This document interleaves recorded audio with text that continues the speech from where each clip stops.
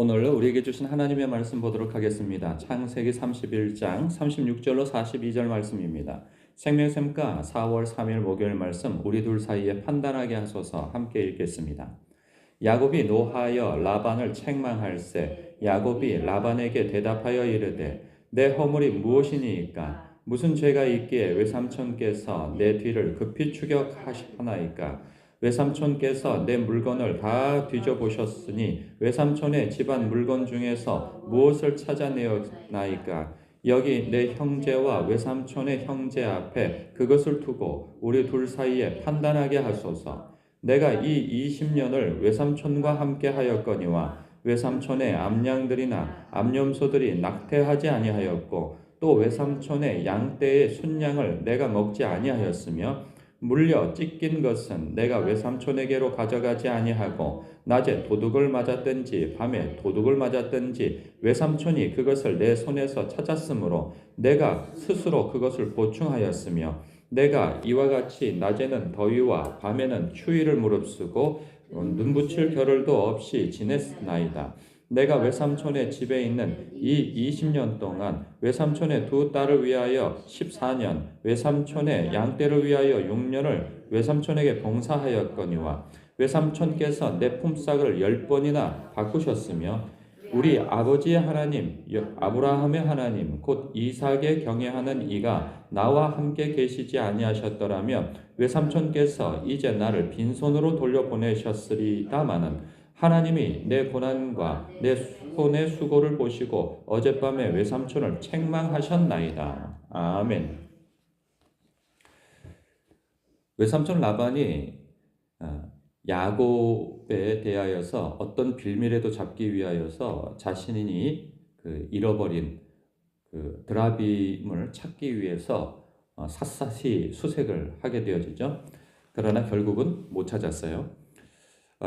그래서 야곱이 이제는 반격을 가하기 시작하죠.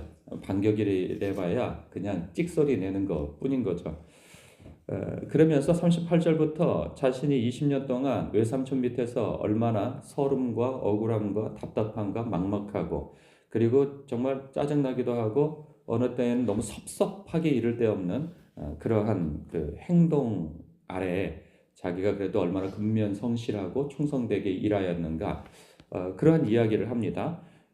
단적으로 보면 39절에 보면 물려 찢긴 것은 내가 외삼촌에게로 가져가지 아니하고 낮에 도둑을 맞았든지 밤에 도둑을 맞았든지 외삼촌이 그것을 내 손에서 찾았으므로 아주 그냥 알뜰하죠. 외삼촌이 이렇게 20년 동안 고생을 할 정도면 신실하고 성실하게 그러면 야 그거 어찌 하겠냐 아이고 수고했다 그래도 네가 몸 안 다쳤으니 다행이다 뭐 이렇게 해주는 게 아니고 그거 어디다 숨겨놨냐 이제 이걸 추궁하는 자였던가 봅니다.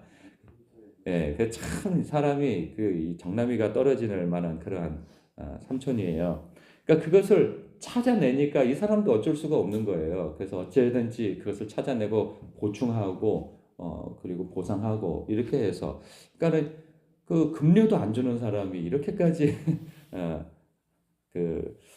추궁하고 변상을 하게 하는 사람이었다는 것을 보게 되어진다. 또 거기다가 41절 마지막 부분에 보니까 외삼촌께서 내 품삯을 10번이나 바꾸셨다라고 얘기를 해요.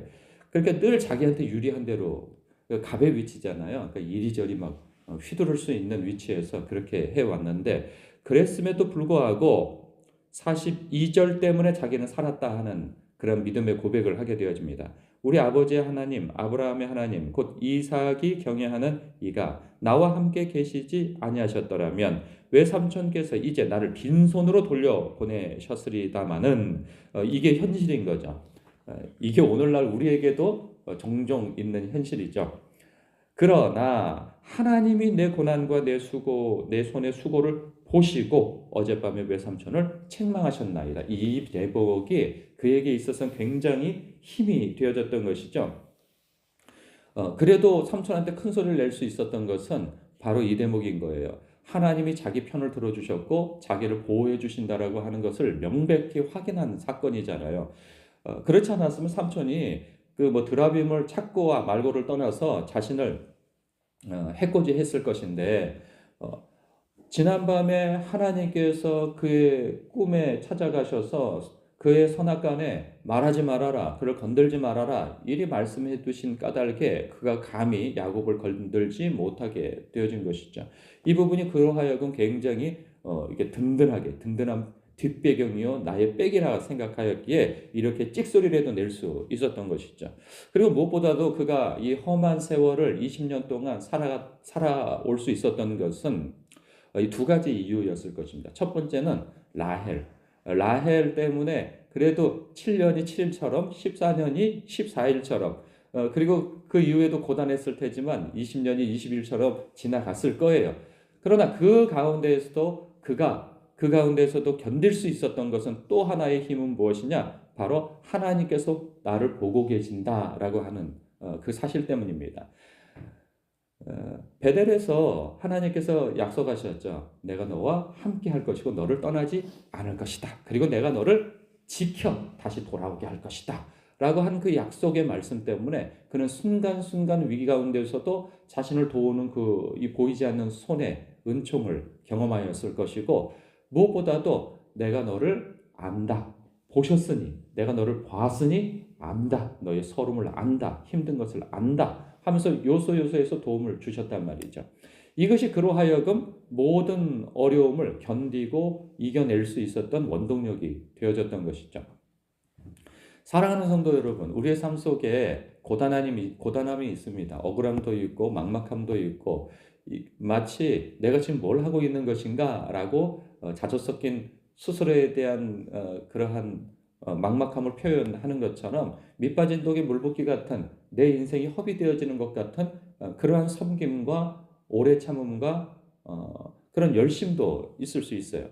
그때 우리가 모든 것을 지나고 난 다음에도 혹은 그걸 행하는 때라도 큰 위로를 받는 일이 무엇이냐? 하나님께서 보신다는 거죠. 그리고 하나님께서 알고 있다라고 하는 그 말씀, 그 음성이 우리로 하여금 견디게 하고 그리고 힘있게 하는 말씀이 아닐 수 없어요. 그 시편을 보면 시편 139편에 그 다윗 또한 그 험난한 인생을 살았죠.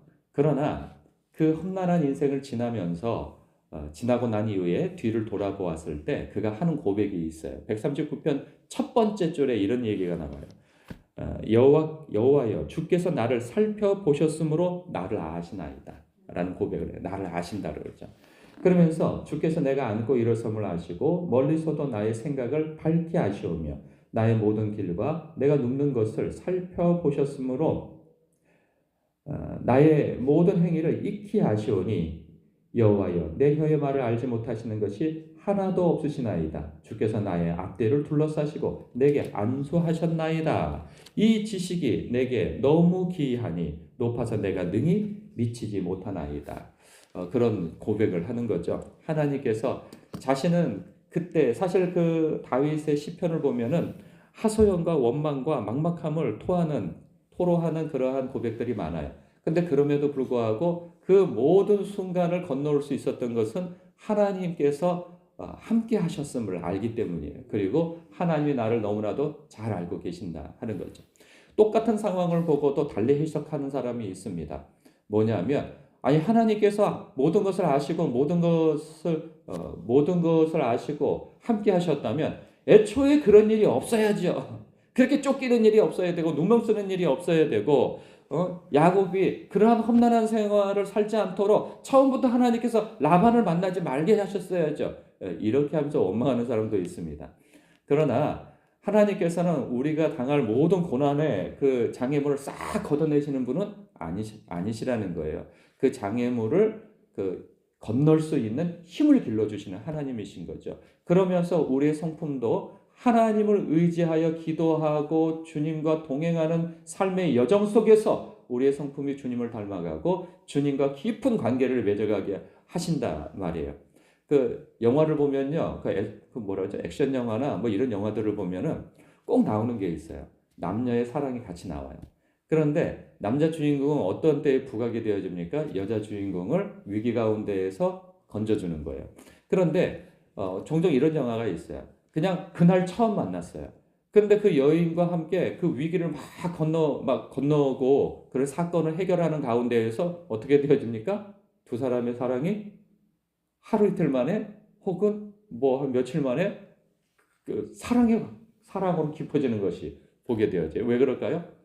위기 가운데 두 사람이 그냥 한마음 한뜻이 되어지는 거예요. 그러면서 이 사람이 나를 도와줬어. 나의 생명의 은인이야. 그리고 나와 함께하는 사람이야 하는 그런 것에 있어서 굉장한 그런 관계가 깊어지는 거죠. 그래서 연애할 때 그런 얘기가 있어요. 처음 연애를 하면 극장을 가지 말고 어딜 가라 그럴까요? 놀이공원을 가라 그래요. 놀이공원에 가서 위험한 걸 타라는 거예요. 그러면 그때 한 마음이 한 뜻이 된다는 거예요. 제가 청년 때 하도 연애를 못 해가지고 그 연애에 관련된 책을 읽었더니 그게 나오더라고요. 그래서 위기 가운데 그 그 있잖아요. 공포물이 있는데 그 귀신의 집 막 이런 데를 가라는 거예요. 그때 남자를 의지하게 된다. 그러는 거예요. 그러니까 사람의 심리가 그런 거예요. 그러니까 하나님께서도 우리를 편안한 가운데만 내버려 두면 사람이 하나님을 찾지를 않아요. 자기가 잘난 줄 알아요.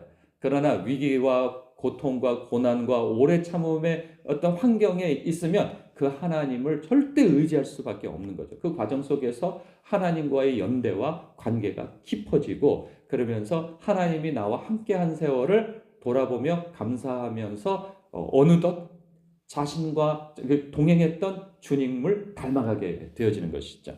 사랑하는 성도 여러분, 우리의 삶도 우리 주님이 그때그때 눈에 보이지 않고 주님의 도우심이 느껴지지 않을 수 있어요. 그러나 하나님은 우리를 떠난 적이 없으시고 우리와 동행하지 아니하신 날이 없으시다는 사실입니다. 오늘도 이 자리에 주님 앞에 나온 그 이유가 무엇이겠어요?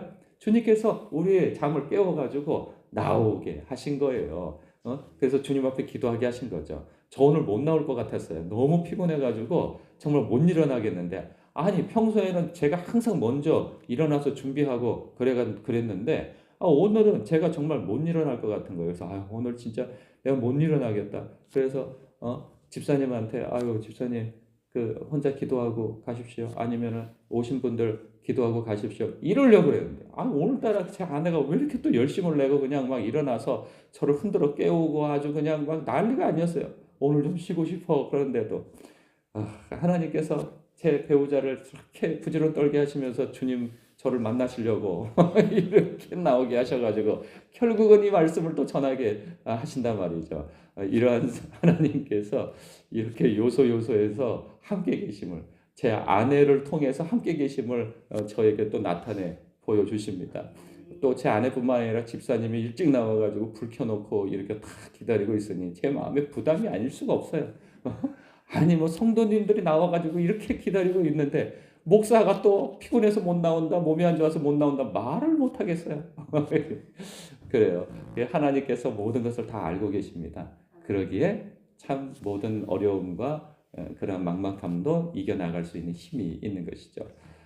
저와 여러분과 함께 하시는 하나님을 의지하여 오늘 여러분 마음속에 있는 답답함과 억울함과 하소연과 원망조차도 하나님께 올려드림으로 하나님의 위로를 받으시고 격려받으시고 인도함 받는 귀한 기도 시간이 되시기를 주님의 이름으로 축복합니다. 기도하겠습니다.